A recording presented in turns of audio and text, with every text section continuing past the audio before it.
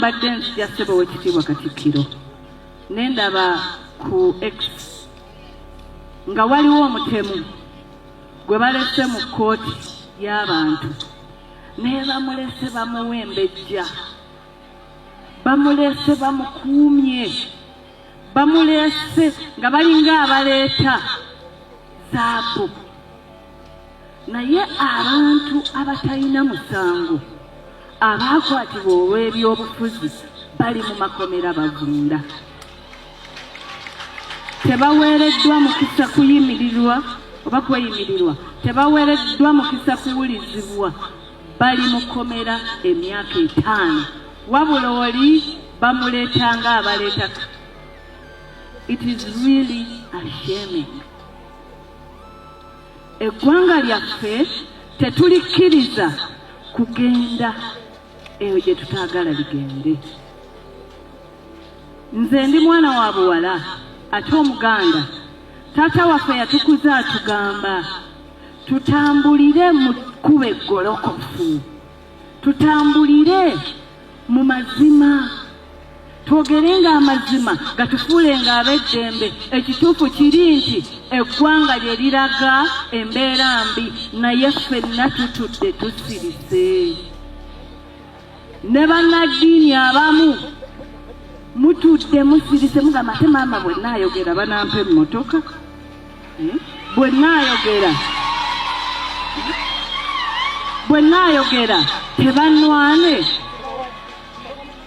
Kkiriza okole ekituufu ku lw'abantu, empeera yo eri mu ggulu oba ojja kufuna ejjana. Helen yeevuze ne mama wa ex wange naye yeevuga. There's a crisis in this country. Lino eggwanga lyetaaga kukuwako bomu webbu. Katonda atonde pya. It pains. Ka Helen bambi nga buli lwokasanga kaseka. Buli lwokasanga. Kadde kakusanya ekigambo gashumba tujja kusooka mu State House ne kaseka.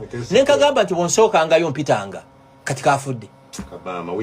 Ebya Uganda kadogena byogerako wiiki bukedde New Vision ebiteeke ku front page 1 week. Wano mu Uganda waliwo class ziringanga 2, waliwo etamayina kigenda maaso. Buli kimu bakiina. Oli walwala ku ssaawa 4 ku 6 ali ku nnyonyi. Genda mu Cancer Institute e Mulago wano. Bwe muba temukimanyi, bw'oba teweebaza Katonda nti oli mulamu, genda mu Cancer Institute olaba abantu abeebase ku floor. Wansi. Gwe bw'oba odawutinga Katonda tutakuumye nti oli mulamu, go to Mulago Cancer Institute. 65 years after independence, abazungu bagenda kudda ku nsi. 40 years of NRM, we can't fix Mulago Cancer Institute.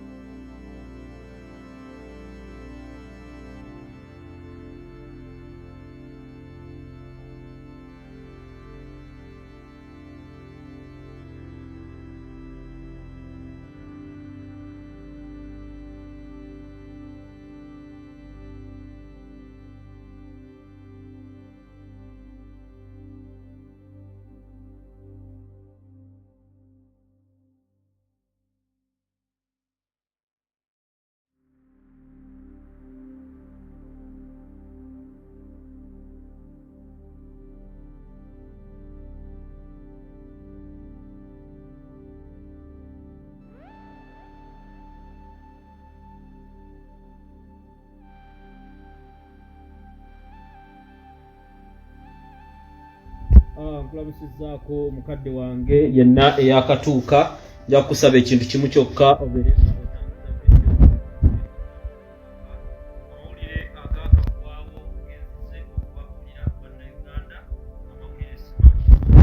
mawulire ga kufa ng'era tufiiriddwa nga ekibiina kya National Unity Platform eyakatuuka wenna nja kusaba ekintu kimu obeere nga otambuza video obeere nga otambuza message ate tubeere nga twogera tubawa amawulire gano agakagwawo ag'okufa kw'omubaka omukyala ow'ekalangala Honorable Helen Nakimuli. Kitalo nnyo ekya Honorable Helen Nakimuli. Honorable Helen Nakimuli abadde mubaka wa National Unity Platform era nga Honorable Helen Nakimuli yabadde akiikirira abantu b'ekalangala. Omubaka ono Helen Nakimuli era yabadde omwogezi wa Honorable Joel Ssenyonyi ku ludda oluvuganya. Honorable Helen Nakimuli amawulire ag'okufa kwe mu Ssajjale gye bagamba nti Ssajjale gakyali mazibu okukkiriza kubanga bwe tutunuulira gy'afiiridde n'enfa gy'afuddemu tukubamu ebituli bingi nnyo nnyo. Honorable Helen Nakimuli abadde omubaka omukyalo w'ekalangala era Honorable Nakimuli ono mubaka wa National Unity Platform abadde yayiseemu era ng'abantu b'ekalangala basazeewo okumuzza mu Parliament abeere ng'akiikirira abantu be ab'ekalangala. Honorable Nakimuli Helen afudde ku myaka emito. Omubaka ono abadde talya bigambo bye. Honorable Helen Nakimuli abadde talya bigambo bye. Honorable Helen Nakimuli abajjukira ku mazaalibwa ga Ssaabasajja Kabaka agaakuziddwa mu ba Orthodox.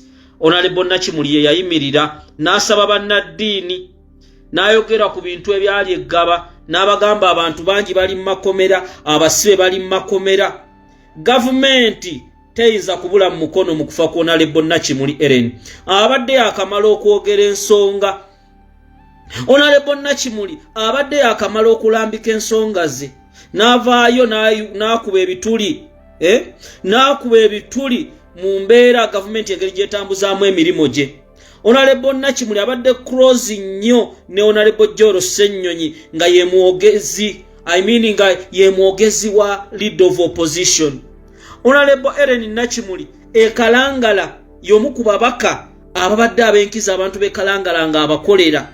Honorable Nakimuli enfa gy'afuddemu abadde yagenze ku Ssajjale okugimukola naye Ssajjale eno enfa gy'afuddemu omwana w'omukazi abasajja bano balina okuba bamutuddemu.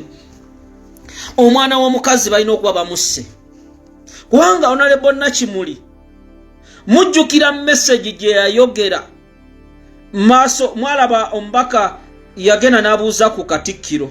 Bwe yabuuza Katikkiro omusumba Orthodox omubaka gwe yakwatako Kalevu kugundi n'amukwatako ati ng'ali outspoken. Honorable Nakimuli yagenda n'ayogera n'agamba lwaki bannaddiini musirika nammwe mubiraba embeera eri mu ggwanga. Afiiridde ku myaka emito tekisoboka. Honorable Nakimuli abantu b'ekalangala babadde bazzeemu nga bamulonze ng'omubaka omukyala abakiikirire nga mbaka ayagala enkyukakyuka ekalangala akaluluke ng'abantu be bamulonda. Omwana w'omukazi taata we yekweba eyavaako Reverend Father wa Lusimbi yabadde amuzaala naye ani asse Nakimuli mu nzita eyo omubaka omuto. Temusobola kutumatiza Ssajjale, temusobola kutumatiza Ssajjale. Omubaka omuto Helen Nakimuli wallahi billahi enfaaye tetusobola kugikkiriza. Ebya Ssajjale tetusobola bikkiriza. Bannayuganda obulumi bw'amaanyi kakazi katu kabadde kalwana nga kabeera ne Honorable Ssenyonyi. Helen Nakimuli ng'agenze mu bizinge yagabye buli kimu. Helen Nakimuli ng'akola buli kimu. Wallahi enfa gy'afuddemu baganda bange n'abafamire bagyewuunya. N'abafamire bagyewuunya. Kubanga Honorable Nakimuli waliwo n'abamutiisizza ennaku ezo. Waliwo n'abamutiisizza. Era muganda wange Rain ndowooza yabigambyeko muganda wange Rain. Waliwo abaatiisizza Honorable Nakimuli. Nga bamugamba biwayogedde kubanga bwe yabadde mu kusabira Ssaabasajja Kabaka mu basodokisi n'ayogera ensonga. Kati lwaki eddwaliro lino gyafiiridde ku Ssajjale? Ssajjale bannange ebibuuzo bingi ku nfa y'omubaka owa National Unity Platform afudde essaawa zibadde 10:03. Afudde ku ssaawa zibadde 10:03. Honorable Nakimuli agenda n'aziika mukyala wa Waiswa Mufumbiro. Honorable Nakimuli ennaku ezo twabadde naye ku palamenti ng'abeerayo, ku kitebe ng'abeerayo. Bwe twadde tukuza amazaalibwa ga Ssaabasajja Kabaka n'ayimirira n'asomera abasajja babadde bamutiisatiisa. Okuva bwe yayogera nga bamutiisatiisa yekalangala yonna. Waliwo agasajja geni ale mu ngagaga mutiisatiisa. Omwana w'abandi mumusse. Muveeyo mu kyewakane. Honorable RN Nakimuli abadde mu kisanja kye ekyokubiri abadde yamaze dda okuwangula mukazi wattu. Ng'awangudde bulungi. Naye ani asse Nakimuli? That is the main question. Kubanga RN Nakimuli enfa gy'afuddemu baganda bange yeewuunyisa. Neddala n'ababadde bamutiisatiisa temusobola tunyumiza nti Ssajjale budde buno yagenze ku Ssajjale afudde. Bangi baganda baffe bafudde mu nfa ezitategeerekeka. Kati omubaka ow'ekalangala omuwala omuto ekalangala wali wazibu mu bizinga yatwalayo ne president ne tugenda Bumanji ne tulaga wange olaba abantu bamwagala nga she's hard working. Buli lwayimirira ayogera ensonga z'abantu. Gavumenti eno okusiba abasibe yakyogera. N'akuba ebituli mu musango gw'okero. RN Nakimuli wallahi billahi tetusobola kukikkiriza. Tetusobola kukkiriza nfa ya RN Nakimuli. Bino mbyogera nga mu miraasanafu bano abasajja mbamanyi. Bano abasajja mbamanyi. RN Nakimuli yagenze mu Ssajjale olunaku lwabadde lwa 6. N'agamba bannaye ngenze banzija bantereze ne Ssajjale mbwe tutta obulamu bwe. Eddwaliro lirina okuvaayo. Eddwaliro kubanga kyewuunyisa. Ssajjale emusse. Ssajjale emusse. Omubaka omuto. Omwana abadde ayogera ensonga mu palamenti RN Nakimuli. Abasajja bagambye ekisanja tajja kifuga kino ekiddako. Wallahi billahi. Mwe musaaga mubuze muganda wange Muhammad Segirinya. Mubuze muganda wange Muhammad Segirinya. Oweekitiibwa President Kyagulanyi ali mu bulumi obutagambika. Oweekitiibwa President Kyagulanyi ali mu bulumi.